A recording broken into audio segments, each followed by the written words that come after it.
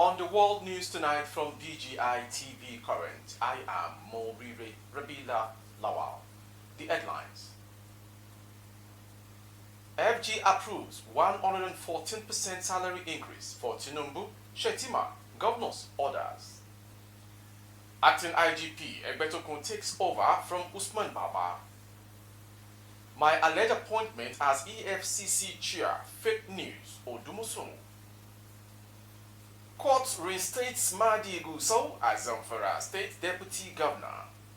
On sport, Osima agreed 2-year deal with Napoli as a renewal of contracts.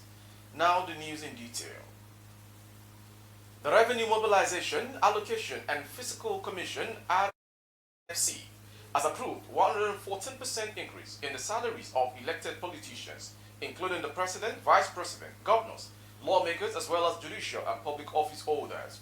The commission is saddled with the responsibility of determining the remuneration appropriate for political office holders, including the president, vice president, governors, deputy governors, ministers, commissioners, special advisors, legislators, and the holders of the offices as mentioned in Section 84 and 124 of this Constitution. The commission urged the 36 State House of Assembly to hasten efforts on amendment of relevant laws to give room for upward review of remuneration packages for political, judicial, and public officers. According to information, the Commission Chairman, Muhammadu Shehu, represented by Federal Commissioner Rekia Tanko Ayuba, made the call at the presentation of reports of the reviewed remuneration package to Kebbi State Governor Dr. Nasir Idris on Tuesday in Birnin Kebbi. Moving on to the next story. The Acting Inspector General of Police, IGP Kayode Egbetokun, has officially assumed office. Egbetokun is taking over the force headquarters as the 22nd IGP. The former IGP, Usman Baba, officially handed over to Egbetokun at 12 noon in Abuja today. Vice President Kashim Shettima decorated Egbetokun at the presidential villa today as well. Recall that President Bola Tinubu had earlier sacked Usman Alkali Baba and replaced him with Egbetokun in the acting capacity. His appointment as IG was made known in a statement by the Director of Information Office of the Secretary General to the Federation, Willie Bassi. The President also approved the immediate retirement of all service chiefs, advisors, and Controller General of Customs from service, as well as their replacement with immediate effects. Egbetokun was a former Commissioner of Police in Lagos State. In 1999, he was appointed Chief Security Officer to President Tinubu when he was Lagos State's Governor. From that story, we go to the next one. A former Lagos Commissioner of Police, AIG Akim Odumosu, has debunked news report that he has been appointed as the chairman of the Economic and Financial Crimes Commission, EFCC. The report circulated online on Tuesday that President Bola Ahmed Tinubu has approved the appointment of Odumosu as the acting chairman of EFCC. But in a statement, Odumosu, who retired as an Assistant Inspector General of Police, dismissed the media report, saying he was not aware of such an appointment. Odumosu described the circulation of fake news and appointment as an unnecessary distraction by mischief makers. He said, "Good morning, everyone. This information must have emanated from mischief makers and should be totally disregarded. Information report that President Bola Ahmed Tinubu suspended Abdul Rashid Bawa as chairman of the Economic and Financial Crimes Commission, EFCC, while Abdul Karim Choko stepped in as acting chairman of the commission." And to Zamfara states. A federal high court, FHC, in Abuja has issued an order restoring Mr. Mahdi Gusau as the deputy governor of Zamfara. Information report that the court ruling comes after Gusau's impeachment by the State House of Assembly on February 23, 2022, despite an existing court order. Justice Ian Eko, delivering the judgment, he declared all actions taken by the House of Assembly from former Governor Bello Matawali, the state's chief judge, in the purported impeachment of Gusau during the pending court case as null and void. Justice Eko emphasized that such actions were an aberration and could not be allowed to stand. I agree with Len Silk for the plaintiff applicant that the court must protect its dignity by reprimanding the 5th, 6th, and 7th defendant, Speaker, Governor, and Chief Judge, and undoing the steps, acts, or proceedings taken in the impeachment while the suit was pending, he said. The judge expressed agreement with the plaintiff's argument that the court must protect its dignity by reprimanding the defendants involved and undoing the steps taken in the impeachment process while the case was pending. He further stated that none of the judicial authorities cited by the defendant's counsel authorized taking extrajudicial action during the pendency of the case in courts.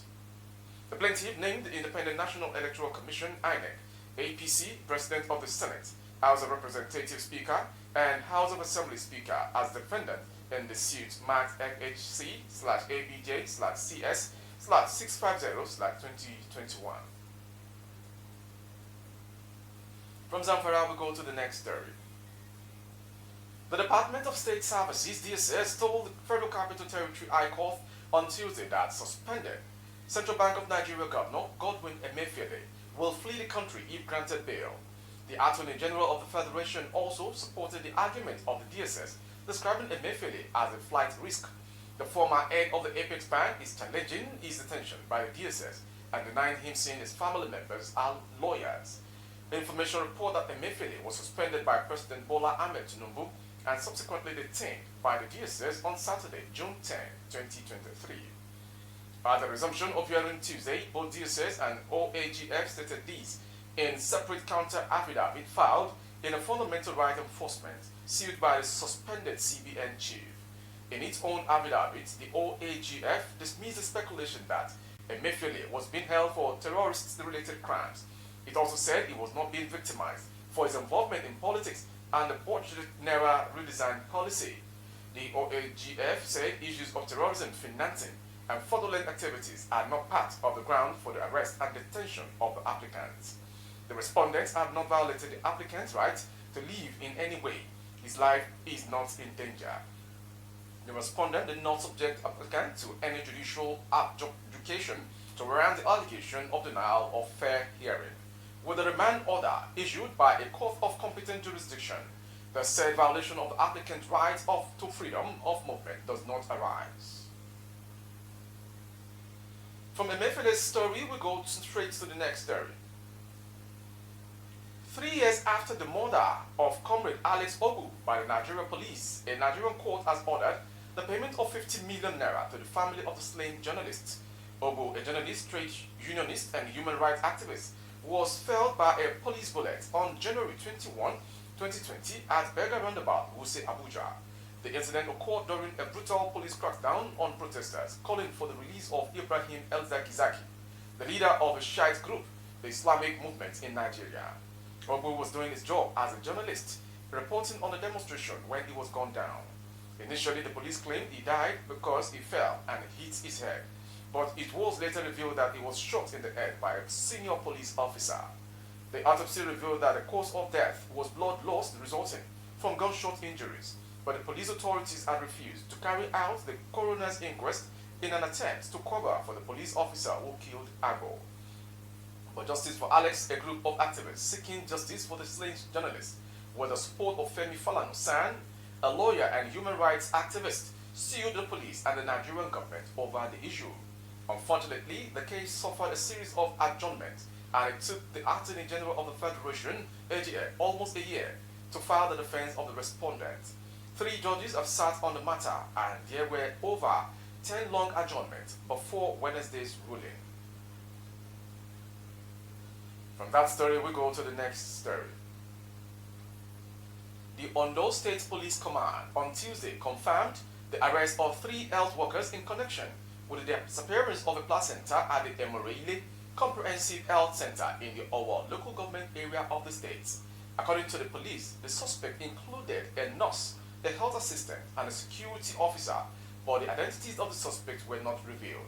However, while the father of the newborn, Tunde Ijanusi, and other family members continue to demand the placenta after his wife delivered a baby girl at the hospital, the arrested health workers claimed a stray dog invaded the hospital and carted away the placenta. Lamenting over the development, the 23-year-old father said the refusal of the health workers to give them the placenta was worrisome, adding that necessary action must be taken to ensure that justice was served in the matter. He said the baby girl was born on June 15, 2023, at the Comprehensive Health Center in Emurele, and since then, the health workers that took the delivery are not giving us the placenta. We are very worried about this. The paternal grandmother of the newborn, Fumilayo Ijanusi, said the hospital workers claimed that a dog entered the facility and carted away the placenta. The state police public relations officer, Fumilayo Odunlami, said the case was under investigation. From Ondo State to Plateau State. Suspected terrorists who attacked Chisu village in Mangu local government area of Plateau State on Tuesday night burned 11 persons to death. The victims were said to have run to a house in the village for safety after they heard sporadic gunshots in the community around 11 p.m., but the silence pursued them to the place and set the house on fire, leading to their death. A resident of the community who escaped the attack, Michael Bulus, confirmed the death of the villagers on Wednesday. According to Bulus, the terrorists also bombed a church along Mangu Bokos Road and other properties before making their escape. Bulus said last night terrorists attacked Chisu village of Mangu local government area at about 11 p.m. When the terrorists arrived in the community, there were sporadic gunshots and the people started running. Some of them ran to a house belonging to a community leader. Unfortunately, the house was set ablaze by the terrorists. From that story, we'll go to foreign story. As a 3-day ceasefire between the Sudanese army and the Rapid Support Forces RSF expired, the RSF set fire to the intelligence building next door to army headquarters. According to the media reports, the renewed violence in Khartoum comes as the aid organization Doctors Without Borders (MSF) reported severe violence against civilians in the West Darfur region. People trying to flee to neighboring Chad were shot at and killed, the report said. There have been repeated attacks in Sudan, a country of about 46 million, even during the ceasefire.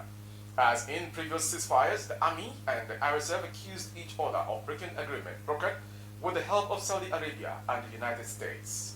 Since mid-April, there have been several ceasefires, but they have never been observed. The RSF of former Deputy Mohammed Amden Daglo is a quasi-army formed from militias with tens of thousands of fighters. It is fighting against the armed forces under the de facto head of state, Abdel Fattah al-Burhan. The two generals swept to power together in 2019 and 2021, but then fell out.